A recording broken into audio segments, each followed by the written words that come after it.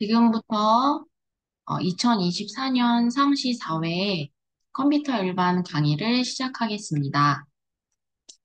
교재 페이지 5쪽을 펴주시고요.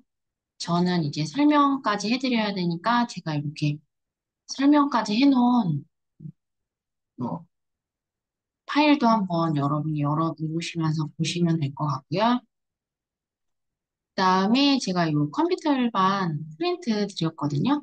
여기도 좀 참고하면서 볼 거니까 이것도 꺼내 놓으셔서 강의를 들으시면 좋을 것 같습니다. 먼저 1번입니다.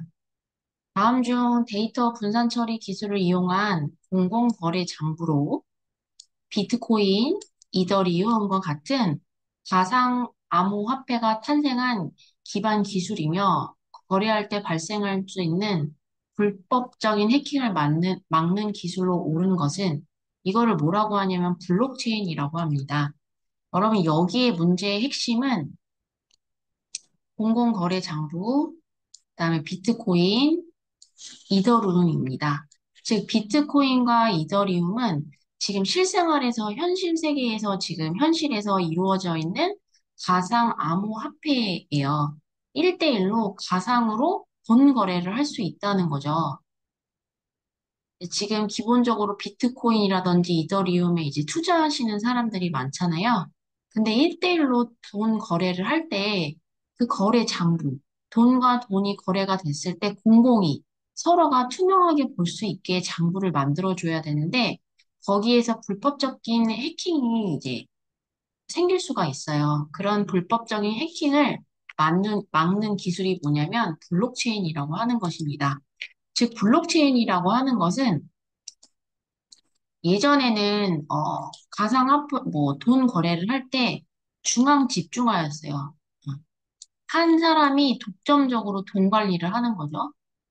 그러면 이 돈 관리를 할 때 서로 연결돼 있는 사람들이 여기서 이 중앙 집중화에서 이루어져 있는 돈 거래가 어떻게 관리가 되어져 있는지를 확인할 수가 없는 거예요. 그래서 이거를 블록체인이라는 컴퓨터 시스템을 이용해서 중앙 집중화가 아니라 서로가 연결되어 있는 상태로 컴퓨터가 서로 연결되어 있는 상태로 이 한 곳에서 업데이트가 일어나면 다 같이 업데이트가 일어날 수 있도록 어, 그런 돈 거래를 어, 한꺼번에 업데이트 시키면서 투명하게 돈 거래를 하면서 불법적인 해킹, 한 사람이 사고를 치지 않도록 하기 위해서 이런 요즘에 가상화폐에 비트코인이라든지 이더리움에서 어, 불법적인 해킹을 막는 기술이 블록체인의 하나로 이제 이루어지고 있습니다. 블록이라는 거는 데이터를 저장하는 단위예요. 그러니까 블록이 어떻게 보면 컴퓨터라고 보시면 돼요. 데이터를 담아 체인 형태로 연결을 하는 거예요. 그래서 수많은 컴퓨터에 동시에 이를 복제해 저장하는 분산형 데이터 저장 기술이에요. 그러니까 누구나 열람할 수 있는 거죠. 투명하게. 장부 거래의 내용을 투명하게 기록하고 여러 대의 컴퓨터에 이를 복제해 저장하는 분산형 데이터 저장 기록 기술이고 여러 대의 컴퓨터가 기록을 검증해서 해킹을 막는 거예요. 그러니까 어떤 특정 하나의 거래가 업데이트가 됐으면은 같이 연결돼 있는 체인으로 연결돼 있는 컴퓨터들에 같이 투명하게 이제 업데이트 되면서 불법적인 해킹을 막는 기술이 블록체인이라고 합니다. 나무위키에 비트코인이랑 이더리움이랑 뭐 쳐보시면은 블록체인 기반의 하나로라고 꼭 나와요. 요거는 요즘 실생활에서 나오는 내용들이니까 여러분들이 조금 알아두시면 좋을 것 같고요. 여기서 좀 1번에서 알아두셔야 되는 내용들은 핀테크, 이 정도만. 핀테크는 파이낸셜, 금융과 테크놀로지, 기술의 합성어로 기존 금융 창구에서 취급하던 업무를 ATM, 인터넷 뱅킹, 모바일 뱅킹 등 전자금융 서비스 채널이 대체하는 것이 핀테크에 포함이 되니까 어떻게 보면 여러분이 ATM기, 인터넷 뱅킹, 모바일 뱅킹, 삼성페이, 또 애플페이 쓰고 계시잖아요. 이런 것들의 큰 개념을 핀테크라고 하는 거예요. 이것도 하나 알아두시면 될 것 같고, 여기에서 나오는 3번이랑 4번은 그냥 가볍게 한 번만 읽어보시면 좋을 것 같습니다. 자, 2번입니다. 2번에서 TCP/IP는 인터넷의 기본적인 통신 프로토콜로서 인트라넷이나 엑스트라넷과 같은 사설망에서 사용되는 다음 중 TCP/IP의 상위 계층 프로토콜로 볼 수 없는 것은 여러분 항상 컴퓨터에서 프로토콜이라고 나오면은 통신 규약이라고 외워주시라고 했어요. 어, 통신을 했을 때 주고받았을 때 통신 규약 약속이 있어야 되는데 이런 프로토콜을 우리나라 말로 통신규약이라고 합니다. 근데 통신규약에는 여러 개가 있는데 첫 번째는 가장 먼저 외우셔야 될 게 얘가 기본 베이스예요. TCP/IP. 이 TCP/IP를 통해 인터넷 표준 프로토콜. TCP/IP가 인터넷 표준 프로토콜. 그러니까 인터넷을 활용할 수 있게 하는 기본 표준 프로토콜이라고 보시면 돼요. 이 TCP/IP를 이용해서 여러분이 유튜브도 이제 보실 수 있고, 그다음에 인터넷의 다양한 기능들을 활용할 수 있는 게 이 TCP/IP를 통해서 인터넷을 볼 수가 있겠죠. 그래서 항상 프로토콜은 여러 개가 있지만 여러분이 제가 이제 강조해 드렸던 거는 꼭 외우셔야 돼요. TCP/IP는 인터넷 표준 프로토콜이다. 꼭 외워주시고 또 이메일에서 나오는 프로토콜 중에 하나가 SMTP. SMTP는 이메일 전송 프로토콜이라고 했고요. 그 다음에 HTTP는 하이퍼텍스트 문서 전송 프로토콜이라고 했고 그다음에 FTP는 파일 전송 프로토콜이라고 했습니다. 반드시 프로토콜은 먼저 이 문제에서 나오는 요 네 개는 여러분이 꼭 외워주셔야 돼요. 그리고 여기서 또 알아야 되는 개념은 인트라넷이랑 엑스트라넷이에요. 음. 인트라넷은 조금 더 설명을 해보면 기업 내부 정보망이라고 보시면 돼요. 제가 인호직업전문학교의 직원이잖아요. 그러면 저희 인호직업전문학교 관리자 모드로 들어갈 수가 있겠죠. 그거를 인트라넷이라고 하고요. 우리나라 말로 기업 내부 정보망이에요. 그 다음에 엑스트라넷은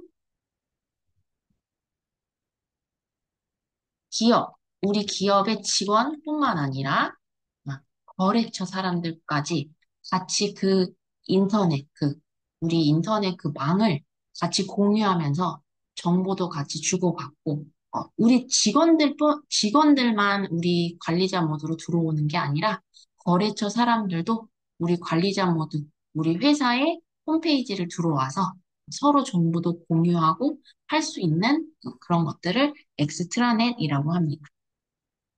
조금 더 자세하게 적어드리면은 현재 각 기업들이 자체적으로 구축하고 있는 인트라넷 회사 거죠. 인트라넷을 서로 연결함으로써 정보 보류는 보류는 물론 거래처와도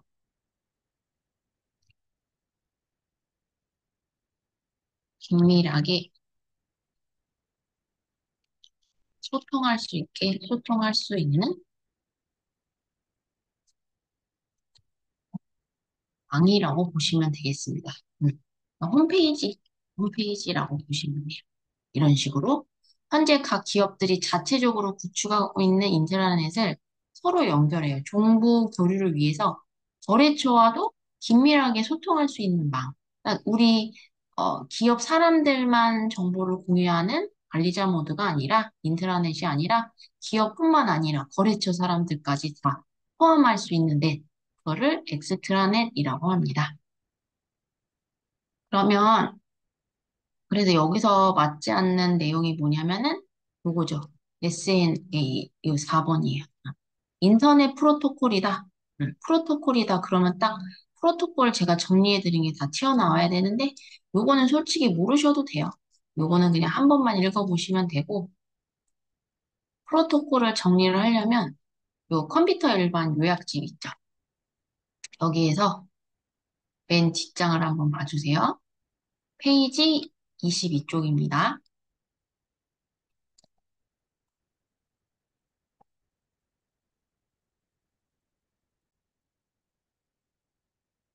요 꼭 제가 알려드린 프로토콜 하나, 둘, 셋, 넷, 다섯, 여섯, 일곱 개는 꼭 외우셔야 돼요. 먼저 첫 번째는 항상 프로토콜은 우리나라 말로 통신규약이에요. 정보를 주고받을 때 보내는 사람과 받는 사람 사이에 약속이 있어야 돼요. 인터넷을 하기 위한 인터넷 표준 프로토콜이 TCP, IP라고 있습니다. 이렇게 하나의 세트가 인터넷 표준 프로토콜이라고 보시면 되고요. 두 번째는 HTTP예요. 이거는 여러분이 인터넷을 사용을 하실 때 여기에 보시면은 이렇게 HTTP가 붙잖아요. 이 HTTP가 뭐냐면 여러분이 인터넷을 누르셨을 때 기본적으로 인터넷은 글씨를 누르면은 넘어가는 세상이에요. 인터넷의 세상은 뭐의 세상이다? 하이퍼 텍스트의 세상이에요. 이렇게 여러분이 인터넷에서 이렇게 글 같은 걸 읽으시잖아요. 이게 다 뭐예요? 하이퍼 텍스트죠. 인터넷의 세상은 하이퍼 텍스트의 세상이에요. 이 하이퍼 텍스트를 누름으로 인해서 인터넷이 발전을 한 거죠. 인터넷은 여러분이 보고 계신 모든 뉴스는 하이퍼 텍스트 문서예요. 그 하이퍼 텍스트 문서를 관리해주는 프로토콜이 요 HTTP라고 보시면 돼요. 그래서 HTTP 나오면은 하이퍼텍스트 문서를 전송해주는 프로토콜이다. 이렇게만 외워주시면 되겠습니다. 그 다음에 FTP는 파일 트랜스포 프로토콜의 약어인데 파일 전송 프로토콜이란 뜻이에요. 즉, 여러분이 홈페이지를 만약에 여러분 기본적인 개인 홈페이지가 있다고 하시면은 그 서버를 관리하고 자료를 올리고 다운로드를 받으셔야 되는데 그거를 도와주는 FTP가 파일 전송 프로토콜이라고 보시면 되겠습니다.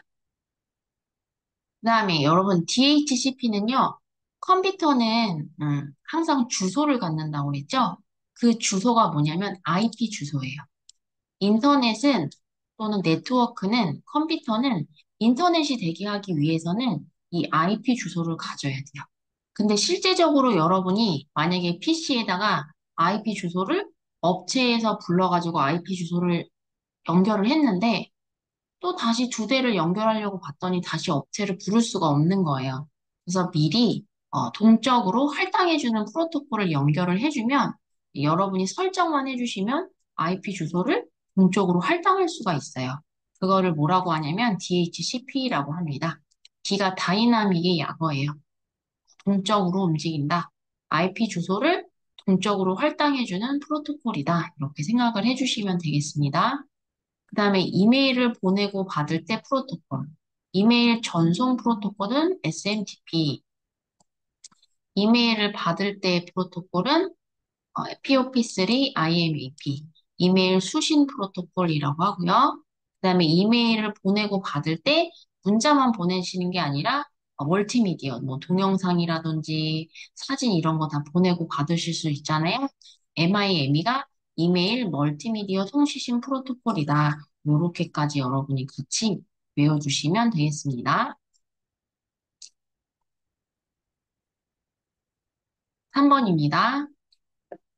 다음 중 터치스크린의 작동 방식으로 옳지 않은 것은 여러분 이제 터치스크린이 요즘 일상생활에서 이제 터치만 하면 이제 모든 것들을 할 수 있는 세상이 됐는데 여기서 중요한 거는 이 터치 스크린의 작동 방식으로는 저항식, 정정식, 광학식이 있다. 이 정도만 외워도 괜찮아요. 저항식이 뭐고, 정정식이 뭐고, 광학식이 뭐고, 이거를 열심히 외우실 필요는 없어요. 저항식은 압력을 인식해서 작동하는 방식의 터치 스크린이고요. 정전식은 화면에 살짝만 닿았거나 혹은 근접하기만 해도 인식할 수 있는 터치 스크린. 그러니까 사람의 몸에서 발생하는 정전기를 감지해 구동하는 터치 스크린이라고 하고요. 광학식은 터치 스크린의 꼭지점에 장착된 적외선 카메라의 적외선 조명이 화면을 터치하려는 물체의 그림자로 좌표를 측정해서 작동하는 터치 스크린이다. 요거는 그냥 여러분이 한 번만 읽어보시라고 이렇게 만들어 놓은 거예요. 그래서 여기서 이제 틀린 방식으로는 레스터 방식이죠. 여러분, 레스터 방식은 뭐예요?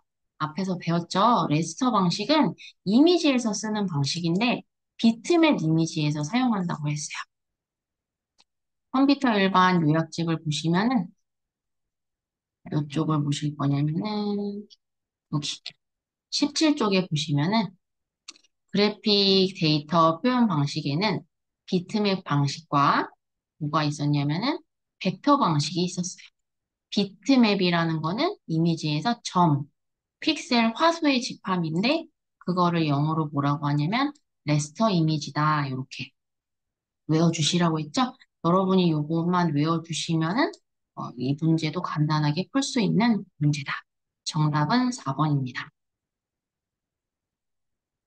4번입니다. 다음 중 한글 윈도우즈 10에서 하드 디스크 여유 공간이 부족하다는 메시지가 발생되는 경우에 해결 방법으로 옳지 않은 것은 여기서 말하는 하드 디스크는 C 드라이브를 얘기하는 거죠. 네, 여러분 탐색기로 들어가 볼게요. 윈도우 2키를 눌러서 내 PC에 가시면은 이제 C 드라이브가 있어요. C 드라이브에서 오른쪽 버튼 누르셔가지고 속성으로 들어가시죠. 이제 속성으로 들어가면 음, 속성으로 들어가면 여러분이 제가 요게 윈도우 11이어가지고 조금 화면이 다른데 잠시만요. 네, 탐색기를 들어가셔서 여러분이 요 C 드라이브에서 오른쪽 버튼을 눌러서 속성을 누르시면 요 창이 떠요. 저는 지금 윈도우 10이 아니고 윈도우 11이어가지고 좀 요걸 찾느라고 좀 시간이 걸렸어요. 그러면 여기 하드디스크의 속성창에 가시면 이쯤에서는 여러분은 디스크 정리가 나오실 거고 도구에서는 여기 오류 검사랑 드라이브 최적화및 조각 모음이 나와요.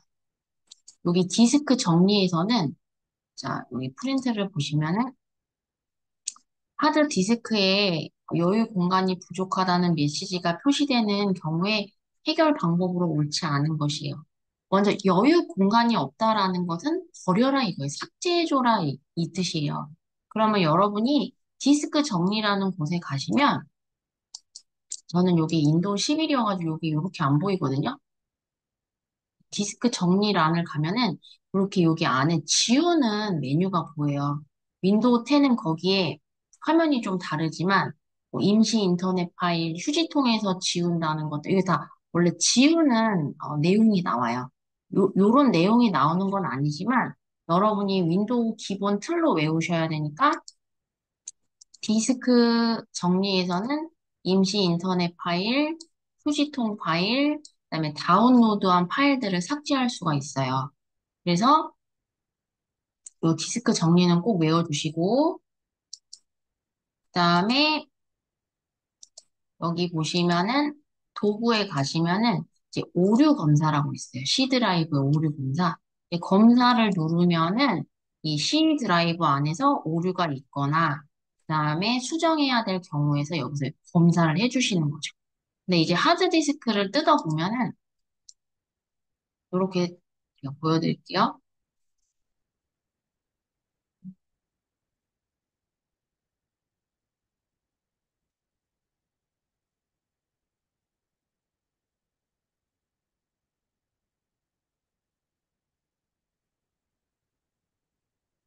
이렇게 뜯으면은 하드디스크가 있거든요. 이렇게 여기 안쪽에 동그란 이렇게 CD롬처럼 생기는 이렇게 아이언판처럼 생긴 게 있어요. 이렇게 동그라미를 트랙이라고 하고 그다음에 요거를 이렇게 피자 조각으로 나눈 거를 섹터라고 해요. 이거를 섹터라고 하고 동그란 아이언판 이 나무 나이트처럼 생긴 걸 트랙이라고 해요. 그랬을 때 여러분이 저장한 것들이 여기 사이에 저장이 되거든요. 근데 문제가 생겼을 때 트랙이라든지 섹터에 문제가 생기는 거예요. 그래서 디스크 검사에서 하는 일은, 아유, 여러분, 윈도우 11이라 불편하네요. 디스크 검사에서는 요거만 잘 외우시면 돼요. 불량 섹터라든지 오류 검출, 수정을 해준다. 요거는 꼭 외워주시면 되고, 그다음에 디스크 정리 나오면은 파일 삭제하면서 공간을 확보해준다. 이렇게 외워주시면 되고, 그다음에 여기를 가셨을 때, 여기 보면 드라이브 최적화및 조각 모음이 있죠. 이 조각 모음이 속도를 향상시키는 거예요. 이 최적화를 시키면은 속도를 향상시킬 수가 있거든요. 그래서 드라이브 최적화 및 조각 모음 나오면은 단편화 제거랑 반드시 꼭 속도 향상이라는 말이 나와요. 단편화가 조각이 난 거를 제거한다 이 뜻이에요. 조각이 난 거를 제거하니까 속도가 향상이 되는 거죠. 그래서 요거 세 개는 꼭 외워주세요. 디스크 검사 나오면은 불량 섹터, 오류 검출, 수정, 디스크 정리는 파일 삭제, 공간 확보, 그다음에 드라이브 최적화 및 조각 모음은 단편화 제거, 속도 향상. 이렇게 꼭 외워주시고 한번 볼까요? 하드 디스크의 여유 공간이 부족하대요.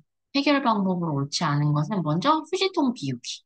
지워야 되니까 여유 공간을 확보할 수 있고 디스크 정리. 아까 좀 전에 그 C 드라이브 속성창에 가셔서 디스크 정리에 가시면 파일 삭제랑 이제 공간 확보, 파일을 삭제하면 공간을 확보할 수 있고, 그다음에 시스템에 여러분이 깔아놓으신 프로그램들이 C 드라이브 안에 들어가 있거든요. 하드디스크에 그거를 삭제해서 여유 공간을 확보하는 거죠. 그러니까 즉, 여유 공간이 부족하다는 거는 지운다는 얘기예요. 지워서 공간을 확보해라. 근데 4번에 시스템을 완전히 종료하고 다시 부팅한다. 이건 말이 안 되죠. 정답은 4번입니다. 자, 5번입니다.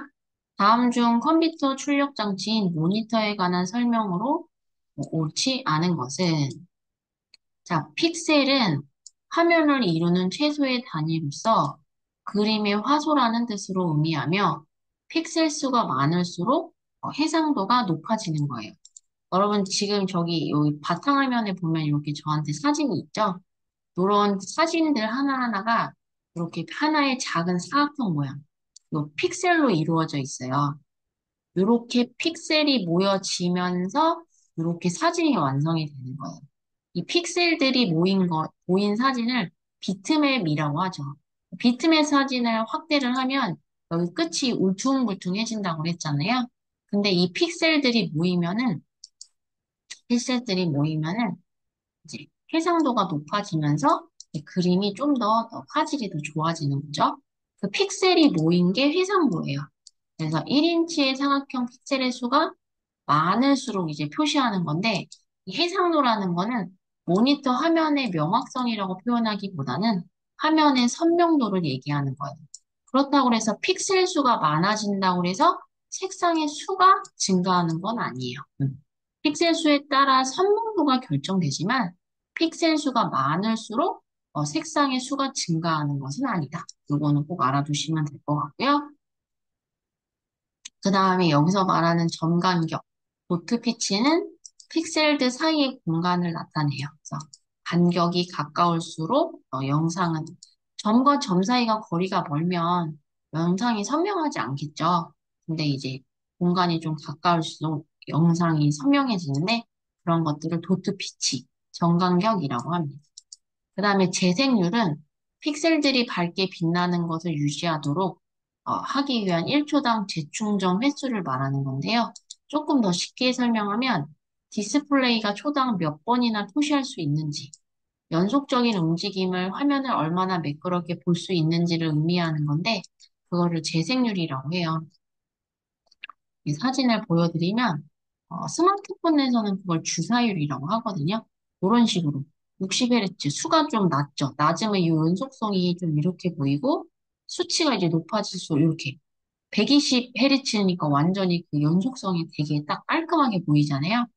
이런 것들을 재생률, 픽셀들이 밝게 빛나는 것을 유지하도록 1초당 재충전하는 횟수인데 이건 어려운 말이고 연속적인 움직임의 화면은 얼마나 매끄럽게 볼 수 있는가, 초당 몇 번을 표시할 수 있는지를 보는 거예요, 재생률이. 수치가 커질수록 이제 연속적인 사진이 매끄럽게 볼 수 있다라는 거를 알아두시면 되겠습니다. 5번의 정답은 2번입니다. 자, 6번입니다. 다음 중 시리얼 ATA 방식의 장점으로 옳지 않은 것은? 여러분, 이런 것들은 너무 깊게 공부하시면 너무 어렵거든요. 여기 보면은 시리얼이라는 말이 나와요. 여러분, 여기서 시리얼이라는 거는 직렬이란 뜻이에요. 직렬. 직렬 방식이고요. 이게 사타라고 해요. 좀 사타 방식인데 하드디스크 안에다가 이렇게 연결하는 선을 얘기하는 거예요. 좀 보여드리면 이렇게 생겼어요. 하드디스크 안에다가 이렇게 연결하는 잭을 말하는 거예요. 그랬을 때 이 사타 방식의 장점으로 옳지 않은 것은 이라고 나오는데 먼저 결론부터 말씀드리면 사타는요. 한 개의 케이블에 하나의 디스크만 연결을 해요. 그러니까 한 개의 케이블, 그러니까 하나의 디스크에 한 개의 케이블밖에 못 꽂는다는 얘기예요. 성질 자체가. 그랬을 때 이 사타 방식의 장점으로는 CRC 체크, 에러 체크를 해주는 거고요. 그다음에 데이터 선이 얇아 내부에 통통이잖아요. 냉각 효과. 그다음에 사타 방식은 핫플러그인. 컴퓨터가 켜져 있는 상태에서 어, 기계를 꽂고 뺄 수 있는 기능. 그거를 핫플러그인 핫스왑이라고 하죠. 운영 도중에 자유롭게 부착기가 켜져 있는 상태에서 꽂고 뺄 수가 있는 거예요. 그걸 핫플러그인 핫스왑이라고 하죠. 근데 여기서의 정답은 1번이에요. 마스터랑 슬레이브 점퍼를 설정할 수 있다라고 되어 있는데 설정할 수 없어요. 즉 여러분 이거는 너무 어려운 용어니까 이렇게 외우세요. 마스터가 주인이고 슬레이브가 노예잖아요. 사타 방식은 한 개의 케이블에 하나의 디스크밖에 연결 못해요. 그러니까 하나의 주인의 노예는 여러 명이 될 수가 있겠죠. 근데 사타는 그게 안 돼. 하나의 주인의 하나의 노예밖에 안 돼. 그래서 주인은 노예를 많이 거느릴 수 있잖아요. 그러니까 그거는 안 된다. 이렇게 해서 좀 외워주시면 좋을 것 같습니다. 7번입니다. 다음 중 컴퓨터에서 가상기억 장치를 사용할 때 장점으로 옳은 것은? 자, 여러분 컴퓨터 일반 프린트 몇 쪽을 보시냐면은 페이지 11쪽을 보겠습니다. 자, 여러분 저희가 하드웨어의 구성 장치에서 속도가 제일 빠른 게 CPU, 그 다음에 캐시 메모리, 그 다음 주기억 장치, 그 다음 보조기억 장치가 있다고 했어요. 근데 CPU가 속도가 가장 빠르고 용량이 가장 작다고 했고, 보조기억 장치는 속도가 가장 느리고 용량이 크다고 했어요. 그래서 여러분이 보조기억 장치에 저장을 해. 그러면 주기억 장치가 접근을 해서 일을 가져와서 일을 하고, 그 다음에 CPU가 접근을 해서 이제 이렇게 일을 하는 것들이 이제 하드웨어 장치의 기본 원리예요. 그런데 저희가 쓰는 주 메인 메모리는 주기억 장치예요. 주기억 장치의 가장 기본은 램이다. 이 램은 이제 여러분이 기본적으로 쓰는 주기억 장치인데 여러분이 주기억 장치를 8기가짜리를 쓰고 있었어요. 근데 포토샵을 12기가짜리를 돌린 거예요. 그러면 이 주기억 장치 램이 포토샵을 돌리기 위해서 용량이 딸리죠. 그러면 여러분이 원래는 메모리를 증설을 하셔야 되는데 지금 당장 그걸 할 수가 없어. 그래서 보조기억 장치, 하드디스크의 일부를 주기억 장치처럼 갖다 쓰는 거예요. 진짜는 아니야. 그렇지만 주기억 장치가 지금 딸리니까 보조기억 장치의 일부를 주기억 장치처럼 갖다 쓰는 메모리를 가상 메모리라고 하죠. 가상 메모리는 보조기억 장치의 일부를 주기억 장치처럼 사용하는 메모리이고 주기억 장치의 크기보다 큰 용량을 필요로 하는 프로그램을 실행해야 할 때 유용하다. 여러분 제가 요거 5개는 꼭 외우시라고 했어요. 그래서 가상기억 장치에 관한 장점으로 옳은 것은 3번이죠. 주기억 장치의 용량보다 큰 프로그램을 실행해야 할 때 사용하는 메모리이다. 알아두시면 되겠습니다. 8번입니다. 다음 중 기억 용량 단위가 가장 큰 것에서 옳은 것은 여러분 요 기억 용량 단위는 꼭 외워주시라고 했어요. 가장 작은 거 바이트, 킬로바이트, 메가바이트, 테라바이트, 페타바이트, 엑사바이트. 꼭 외우세요. 이쪽으로 갈수록 커지어요. 바이트, 킬로바이트, 메가바이트, 테라바이트, 페타바이트, 엑사바이트. 제일 큰 게 엑사바이트예요. 그리고 저희가 아이고 여러분 여기 잘못 썼네요. 기가인데 여러분 제가 여기 있어요. 요약집에 여기 해놨어요. 페이지 13쪽. 기억 용량 단위 바이트, 킬로바이트, 메가바이트, 기가바이트, 테라바이트, 페타바이트. 여기에다는 그때 제가 엑사바이트로 써드렸죠? 엑사바이트가 잘 안 나오는데 나와가지고 그때 교재에 나와서 적어드린 거고 저희가 제일 많이 쓰는 게 요즘은 기가죠. 외우세요. 기억 용량 단위 바이트, 킬로바이트, 메가바이트, 기가바이트, 테라바이트, 페타바이트. 그래서 용량이 여기서 가장 큰 게 엑사바이트죠. 자, 9번입니다. 다음 중 멀티미디어 특징에 관한 설명으로 옳지 않은 것은 자, 여러분 요즘은 멀티미디어의 세상이며 자, 멀티미디어 특징 4개 꼭 외워주세요. 통합성, 비선형성, 쌍방향성, 디지털화. 저는 어떻게 외우라고 하냐면 통, 비, 쌍, 디. 여러분 통합성은 다 아시잖아요. 요즘은 음성, 문자, 사진 다 통합적으로 돼요. 그래서 요즘 유튜브 채널이 유행을 많이 하는 거잖아요. 유튜브 개설도 많이 하고 사람들이. 영상도 같이 넣고 자막도 만들 수 있고 그림도 삽입하면서 유튜브를 찍을 수가 있잖아요. 그런 것들을 통합성이라고 하고 쌍방향성은 서로 의사소통을 해주죠. 댓글도 달아주고. 요즘은 아날로그 시대가 아니라 디지털화 시대잖아요. 비선형성은 좀 어려운 말인데요. 사용자 선택에 따라서 다양한 방법으로 처리가 되는 거죠. 요즘은 방법 처리하는 게 사용자의 의도에 따라서 처리가 될 수 있게 다 프로그래밍화 돼 있어요. 그러니까 규칙이 없다는 뜻이에요. 예. 비선형성은 사용자 선택에 따라서 다양한 방법으로 처리가 된다. 이렇게만 알아두시면 되겠습니다. 그래서 정답은 1번입니다. 데이터 처리의 선형성이 아니라 데이터 처리의 비선형성이죠. 정답은 1번입니다. 여러분 10번은 안 하셔도 돼요. 이거는 그냥 예전 옛날 문제를 그냥 끌고 온 건데 요즘에 이런 건 안 나와야 안 하셔도 되겠습니다. 11번은 여러분 간단하게 외워주시기만 하면 돼요. 디지털 데이터 신호를 0과 1이죠. 변조하지 않고 변조한다는 거는 디지털 신호에서 아날로그로 신호로 바꾸고 아날로그 신호에서 디지털 신호로 바꾼다는 얘기예요.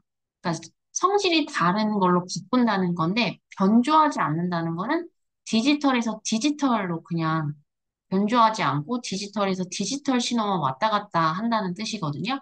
그거는 이제 일반적인 근거리 통신망에서 사용하는 건데 그거를 뭐라고 하냐면 기본적인 방식이다 해서 베이스밴드라고 해요. 그냥 디지털에서 디지털, 변조하지 않는다 이지.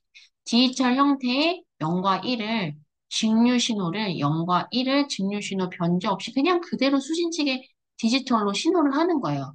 근데 이렇게 해버리면 여러분이 지금 필글 채널 같은 거 많이 보시잖아요. 다양하게 그런 것들을 채널들을 많이 보실 수가 없어요. 그래서 우리가 사용하는 SK 브로드밴드 이러잖아요. 그 브로드밴드가 디지털에서 아날로그 변조해가지고 저희한테 이제 TV를 볼 수 있게 해주는 형식이에요.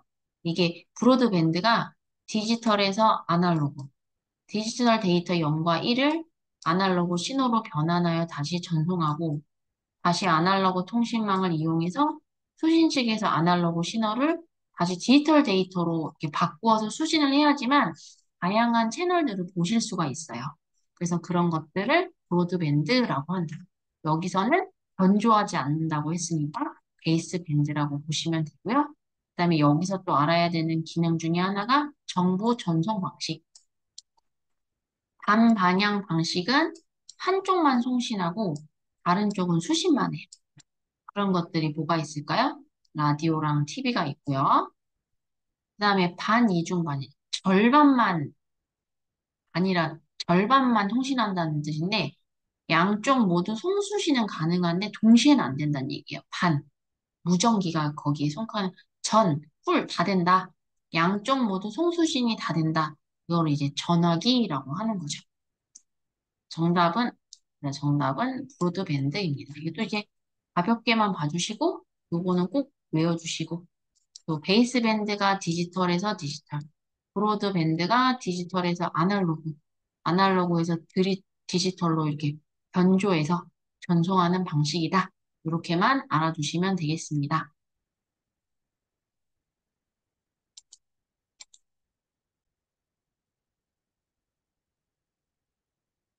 아, 12번입니다. 다음 중 폴더의 속성 창에서 수행할 수 있는 기능으로 옳지 않은 것은 자, 여러분 여러분 바탕화면에 가보시면 여러분 폴더가 있겠죠. 오른쪽 버튼 누르셔서 속성 창을 눌러주시면은 이제 여기 폴더에 대한 속성 창의 내용이 나와요. 보시면은 속성 창에서 할 수 있는 게 옳지 않은 것은 폴더의 특성을 읽기 전용으로 설정하거나 해제할 수 있다. 여기 보시면은 제가 하도 많이 켜놔가지고 음. 여기 보면 읽기 전용 요거 보이죠? 그 다음에 3번에 폴더 안에 있는 파일과 폴더의 하이 폴더의 개수를 알 수 있어요. 여기 보이세요? 제 거 파일 191개 들어있고 폴더 18개 이렇게 폴더를 다른 컴퓨터에서 네트워크를 통해 접근할 수 있도록 공유시킬 수 있다. 여기 보면 공유 보이시죠? 음. 그런데 이번에 보면은 폴더 안에 있는 하이 폴더 중 특정 폴더를 삭제할 수, 이런 속성창에서 폴더를 삭제하는 게 아니죠?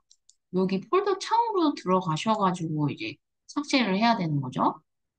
정답은 몇 번이에요? 2번이죠. 폴더 안에 있는 하이 폴더를 속성 창에서는 삭제할 수가 없겠죠. 정답은 2번입니다. 13번입니다. 다음 중 컴퓨터 보안을 위한 관련된 기술에 해당하지 않는 것은 여러분이 이 브릿지라는 이 네트워크 장비를 외우고 계셨으면은 정답을 2번으로 찍어주실 수 있었을 거예요. 브릿지는 독립된 두 개의 근거리 통신망을 연결하는 접속 장치예요. 제가 컴퓨터 일반에서 여기다 해드렸죠. 얘는 진짜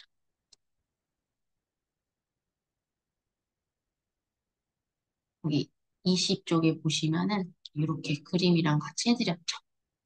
저희가 이제 컴퓨터실이 존재하잖아요. 그 컴퓨터실의 랜과 이거를 근거리 통신망이라 했죠. 랜을 서로 연결해주는 장비.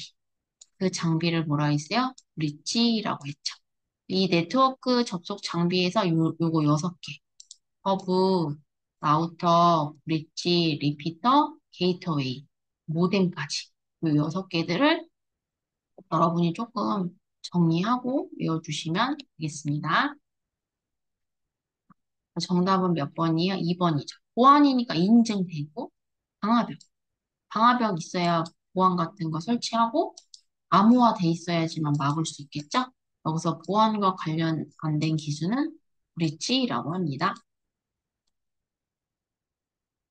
14번입니다. 공용 업무를 위한 컴퓨터에서 A 사용자와 B 사용자 모두 계정이 등록된 상태예요. 이때 A 사용자가 공용 컴퓨터를 사용 도중에 잠시 B 사용자가 사용할 수 있도록 하는 방법. 이거는 뭐예요? 사용자 전환을 하는 거죠. 네, 정답은 사용자 전환입니다. 15번입니다. 다음 중 컴퓨터에서 사용하는 운영체제의 목적으로 옳지 않은 것은 이 운영체제가 윈도우 10, 윈도우 11이에요. 먼저 운영체제의 목적을 꼭 외워주세요. 반환 시간의 감소, 사용 가능도 증가, 처리 능력 증가, 신뢰도 증가해요. 반환 시간. 여러분이 운영체제를 사용했을 때 이게 여러분한테 처리하는 시간이 느리면 안 돼요. 그래서 반환 시간은 증가하면 안 되고 반드시 감소해야 되고, 그 다음에 즉시 바로 운영체제를 이용해서 사용 가능해야 되겠죠. 사용 가능도는 증가해야 돼요. 그 다음에 처리 능력. 처리 능력이 여러분이 작업을 하는데 처리 능력이 떨어지면 안 되잖아요. 처리 능력이 증가해야 되고 여러분이 작업을 하는데 엉뚱한 답을 줄 수는 없잖아요. 그래서 반드시 신뢰도는 증가를 해줘야 된다. 그래서 운영체제의 목적은 가난 시간의 감소, 사용 가능도 증가, 처리 능력의 증가, 신뢰도 증가. 이거 꼭 외워주시면 좋겠습니다. 정답은 1번입니다. 관한 시간의 감소가 아니라 관한 시간의 증가가 아니라 관한 시간의 감소이다. 이렇게 알아두시면 되겠습니다. 16번입니다. 다음 중 컴퓨터 하드웨어를, 기계를 업그레이드 하고자 할 때 수치가 가장 작을수록 성능이 좋은 것은? 여러분, 수치가 작을수록 성능이 가장 좋은 거는 램이에요. 램의 접근 속도인데요. 이 램의 접근 속도는 요 요약집에서 이쪽을 보시냐면은 여기 13쪽을 보시면 컴퓨터 처리 속도가 나와요. 제가 요거 순서도 외워주시라고 했죠? 밀리초, 마이크로초, 나노초, 피코초, fem토초, 아토초. 이쪽으로 갈수록 속도가 엄청 빨라져요. 빨라짐. 밀리초는 10의 마이너스 3승, 마이크로초는 10의 마이너스 6승, 나노초는 10의 마이너스 9승. 엄청 빨라지죠? 피코초는 10의 마이너스 12승, 펜토초는 10의 마이너스 15승, 아토초는 10의 마이너스 18승. 그러니까 이 램의 접근 속도가 이 처리 속도예요. 그 중에서 이제 나노초에 해당돼요. 컴퓨터 처리 속도는 이게 작을수록 엄청나게 속도가 빠른 거예요. 빨리빨리 처리를 해야 되기 때문에. 그런데 여기에서 말하는 CPU 클릭 아니고 클럭이요. 클럭 속도, 그다음에 모뎀 전송 속도, SSD 용량. 여러분 CPU가 중앙 처리 장치잖아요. 이 CPU의 클럭 속도는 이거예요. 보시면 보여드릴게요. 음,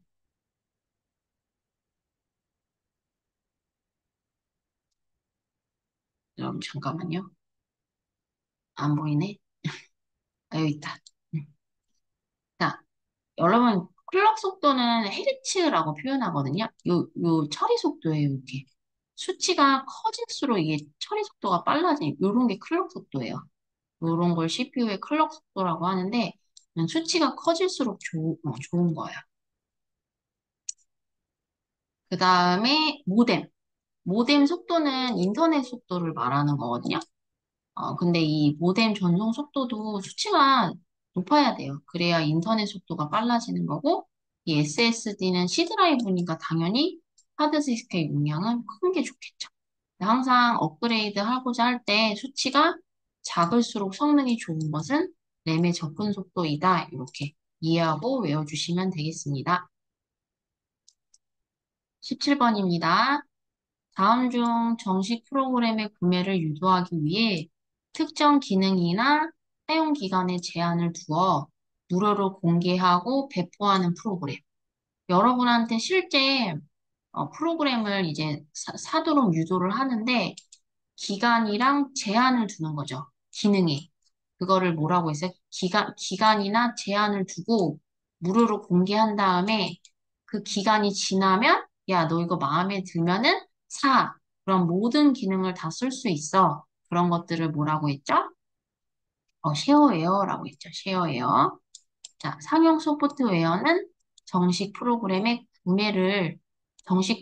구매하는 거를 상용 소프트웨어라고 했고, 애드웨어는 어떤 프로그램을 공짜로 보실 수 있는데, 광고가 포함되어 있는 거. 광고를 보는 조건으로 공짜로 프로그램을 사용할 수 있는 거를 애드웨어라고 했습니다. 그 다음에 여러분이 프로그램이 개발되었을 때 테스트를 해야 돼요. 회사에서 테스트하는 거를 알파 버전, 우리 일반인에게 공개하는 테스트 버전을 베타 버전이라고 한다. 정답은 2번입니다. 18번. 여러분 제가 요거 단축키 꼭 외워주시라고 했죠. 한글 윈도우즈 10에서 활성 항목을 닫거나 활성 앱을 종료하는 바로가기 키로 옳은 것은 Alt F4라고 했죠. Alt Enter는 속성창을 보여주는 거고요. Shift 딜리트는 영구 삭제. Alt 탭은 열려있는 액관잖아. Alt 탭 누르면 이렇게 보인다 했잖아요. 이 액관전. 이게 Alt 탭이죠. 그래서 정답은 2번입니다. 2번이에요. 왜 안 써놨네? 2번이에요.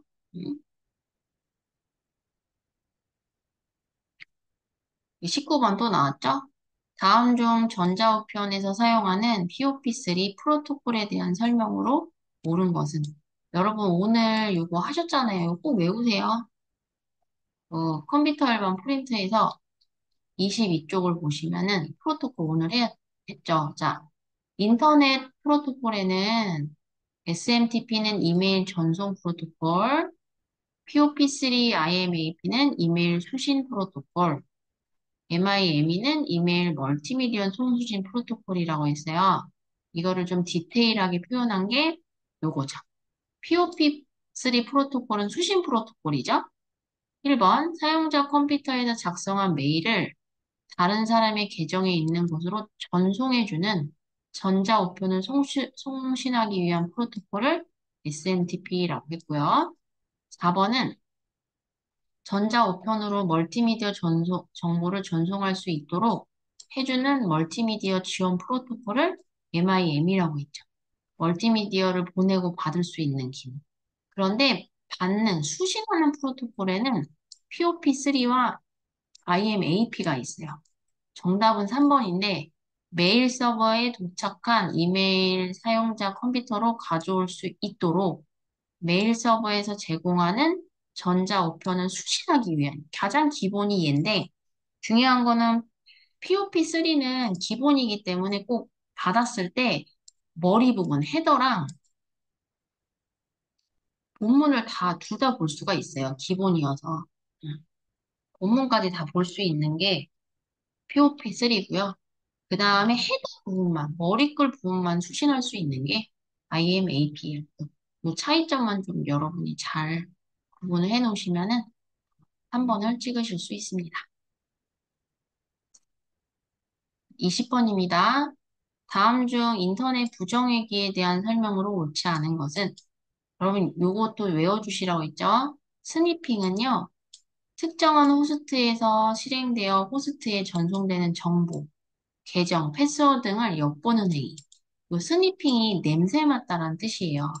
여러분이 인터넷에 아이디랑 비밀번호를 입력을 했을 때 스니핑, 가로채는 거예요. 여러분 계정이랑 패스워드를 엿봐서 아이디랑 패스워드를 가로채는 행위. 이거를 스니핑 한다. 스니핑이 냄새 맡다. 우리나라 말로는 가로채기다. 이렇게 알아두시면 되겠습니다. 그 다음에 2번은 정상적으로 실행되는 것처럼 위장하는 것. 진짜는 아닌데 진짜처럼 위장을 해요. 속이는 거죠. 그거를 더블 클릭했을 때 이제 문제가 생기는 거지. 스푸핑, 속이다. 이런 걸 스푸핑이라고 해요. 디도스는 아니고요. 키로거, 악성 코드에 감염된 시스템의 키보드 입력, 저장 및 전송하여 개인 정보를 빼내는 크래킹 행위가 여러분이 키보드에서 이렇게 입력을 하잖아요. 그 입력했을 때 그때 또 개인 정보를 빼가요. 그거를 키로거.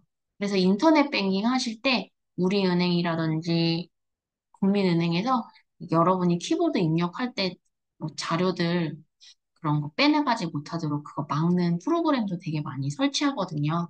이 키로보드를 통해서 여러분이 키보드를 입력했을 때 정보를 빼가. 그걸 키로보라고 해요. 여러분, 트로이 목마도 약간은 바이러스에 좀 속하는 기능이긴 한데요. 얘는 바이러스랑 구별되는 점은 자기 복제를 하지 않아요.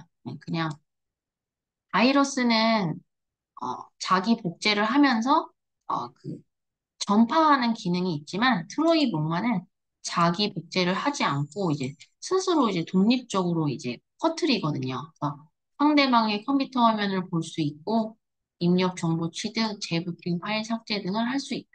요즘은 트로이 목마는 많이 안 나오니까 한 번만 읽어보시면 될 것 같아요. 여러분 여기서 이제 디도스를 좀 설명을 드리자면 먼저 도스가 있고요. 도스가 있고, 그 다음에 디도스가 있어요. 이 도스는 우리나라 말로 서비스 거부란 뜻이에요. 서비스 거부고, 얘는, 얘는 분산 서비스 거부예요. 분산 서비스 거부. 즉, 도스는 한 대의 컴퓨터에서 공격을 하는 거고요. 공격 발생이고, 그 다음에 디도스는 분산.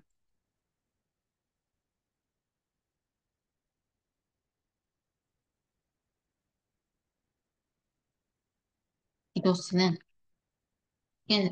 여러 대 컴퓨터에서 공격을 발생을 합니다. 그러니까 컴퓨터 한 대를 좀비 컴퓨터로 만들어요. 그래서 특정 사이트를 공격하는 거죠. 그러면 그 홈페이지를 망가뜨리는 거예요. 그럼 다른 사람들이 못 사용하게 하는 거지. 근데 도스는 한 대의 컴퓨터를 이용해서 공격하는 거고요. 디도스는 분산, 아구자비로 뿌려요. 여러 대의 컴퓨터를 망가뜨린 다음에 좀비 컴퓨터를 만들어서 한 청와대 사이트, 뭐 그런 사이트. 어떻게 보면 보복하려고 하는 심리가 있는 거죠. 여러 대 컴퓨터를 이용해서 아구자비로 이제 공격을 하는 거니까. 보스는 한 대, 디도스는 여러 대를 망가뜨려서 그 망가진 컴퓨터를 이용해서 그 사이트를 공격하는 거죠. 그걸 분산 서비스 거부, 보스는 서비스 거부. 이렇게만 알아두시면 되겠습니다. 이것으로 컴퓨터 일반 강의를 모두 마치도록 하겠습니다.